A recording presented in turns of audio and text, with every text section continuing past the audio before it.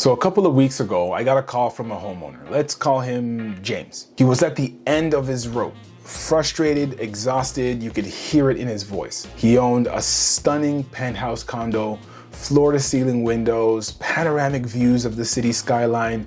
It's the kind of place you'd see in a magazine and think, who wouldn't want to live here? It had been on the market for almost a year. Originally listed in the mid-700s, he dropped the price, then again and again, and still not one solid offer. Eventually, the listing expired. That's when he called me in. He wanted a second opinion. And to be honest, I think he expected me to validate the number he had in his head, but I couldn't. I walked through the condo, ran the numbers, looked at the recent sales and what's currently available on the market, and the truth, absolutely brutal. The price he was holding on to, the market just wasn't buying it. So I told him what I believed to be honest.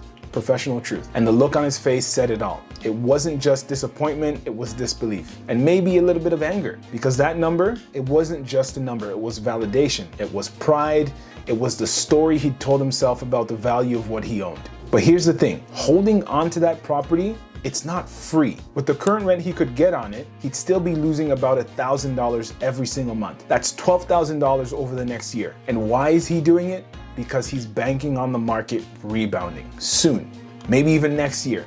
He's hoping, praying that the prices bounce back so he doesn't have to let go of that number. But here's what homeowners, especially those who bought at the peak, need to understand. The market doesn't care what you paid. It doesn't care what you want. The market decides the price, not emotion, not memory, not hope. And James, he's not alone. He's one of many Canadians stuck in the exact same trap. And if you're a homeowner right now, especially if you bought in the last couple of years, this story might hit a little too close to home. So, two things. If you want to get in touch with myself or my team, go ahead and book that call in the description down below. Send this video to someone who needs to hear it. It might just save them thousands of dollars. So now let's get into the numbers. Let's look at the data, because this month's market update, it paints a picture every homeowner needs to see. And that's because we're talking specifically about condos. Now let's jump into this market's update.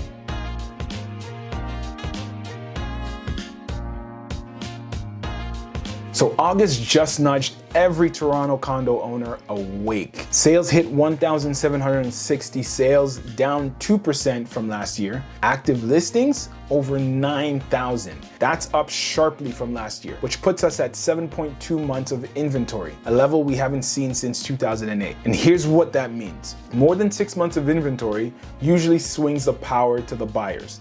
Average sale price, $642,000, down nearly 5%. Median price, $565,000, showing deeper softness in the market. Days on market, up to 29 from 23 this time last year. And sales to new listings ratio, just 38%. Classic buyer territory. Now, if you zoom in, the picture gets even clearer. Downtown one-bedroom condos in the C1 section are now averaging $685 per square foot. That's down 21% from the 2022 peak. Two bedrooms hovering around $740 per square foot. Still above 2020, but sliding month after month. In Scarborough, only down about 3%. Softer supply, softer landing. Pre-construction, down 88% since Q1. But the completions on those pre-constructions, they're still climbing. We're at 18,000 units finishing up this year, which is double what we saw in 2021. So what does this all mean? One, sellers are fighting for eyeballs. And builders are throwing perks out like confetti. There are tons of incentives going out right now. So here are the 5 key reasons inventory is just going up and up. Variable rate investors are bleeding. Listing is only their lifeline. That's the only thing they can literally do right now. As for the rent boom of 2023, you remember when prices for renting was crazy high? Well, it's finally caught up. Rents have come down quite a bit. Third thing is immigration. It's strong, but most newcomers who come here, they rent first and then they buy later. Fourth reason is the headlines are screaming buyer's market, buyer's market. So buyers wait and the listings start to stack up. And number 5 is that the lenders, they're holding on to their pockets for dear life. Appraisals are stingy and deals are falling apart. Until rates drop or rents spike, inventory stays high. Buyers, this is your moment to move slow and smart. Target anything that's been on the market for over 30 days. Start 8% under asking. That's where offers are sticking. Don't try to go way too low. right? Lock in a 120-day pre-approval. If rates dip, you win. Look for buildings with condo fee growth under 4%. That's key. You don't want anything that's gonna spike into a crazy number. And ask about occupancy rebates. They're quietly coming back. And if you're still renting, first-time homebuyers can still get up to $4,475 back through the land transfer tax rebate. And if you're comparing against 2023 prices, you've got room to offer 12 to 15% under those peaks. Now for the sellers, tough sellers. 2021 was a different planet. Price based on the last 30 days, or even more importantly, what's currently active on the market. Not what your neighbor thinks their unit is worth. If you're thinking of overpricing by 4%, you'll sit for nearly an extra 3 weeks and likely chase the market downhill. If you want to stand out, storage lockers, parking spots, fresh paint. These can help return up to 4 times what they cost. Consider a rate buy down. Offer $6,000 to drop a buyer's monthly payment by $500, which is often cheaper than cutting your price by $20,000. And if you can, list before Thanksgiving. Inventory dips, competition fades.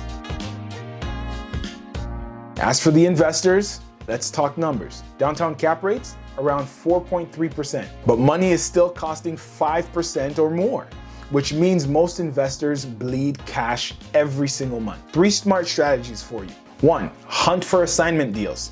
Some pre-construction buyers are ready to walk at 10 to 15% losses. Number 2, joint venture with first-time homebuyers who qualify for 5% down. You bring the deposit, they live in it, and you split the upside. And number 3, just an idea, find an oversized 1+ den, add a wall, and a second bathroom, rent by the room. Yields can hit 6% that way. And if rates drop, let's say 75 basis points by spring, entry-level condo prices could pop 5% fast. All speculation. Now my fall forecast. Best case, inventory stays above 6 months through March of 2026. As for prices, likely to drift another 3% lower. Now some wild cards to watch out for. Completion slowing down. That could really tighten supply by next fall. Rent control updates. If hikes are capped at 2.5%, small landlords may start dumping units. And if immigration shifts, especially student visas, that could shock the micro unit segment. So for buyers, get your pre-approval going this week. Tour Sunday, offer Tuesday, okay? You have some time. For sellers, price within 3% of the last sale. Declutter by Sunday, list on Thursday. As for investors, underwrite with 25% down payment and realistic rent assumptions. Look at a 5-year exit and be very picky on the units that you do decide to buy. Now, James's story isn't rare, it's real. And right now, the market rewards those who act on reality and not just hope. If you're unsure on what your next move should be, book a 15-minute call. The calendar is down in the description down below. We'll model it out live, no pitch, just clarity. And if this video helped, send it to someone who's holding on to a number instead of letting go of a loss. And as always, subscribe for next month's updates, especially for condos, and drop your thoughts in the comment. I read and reply to every single one. Until next time, my name is Matt Moore, your local real estate agent here in the Greater Toronto area, and I will see you in the next one. Peace.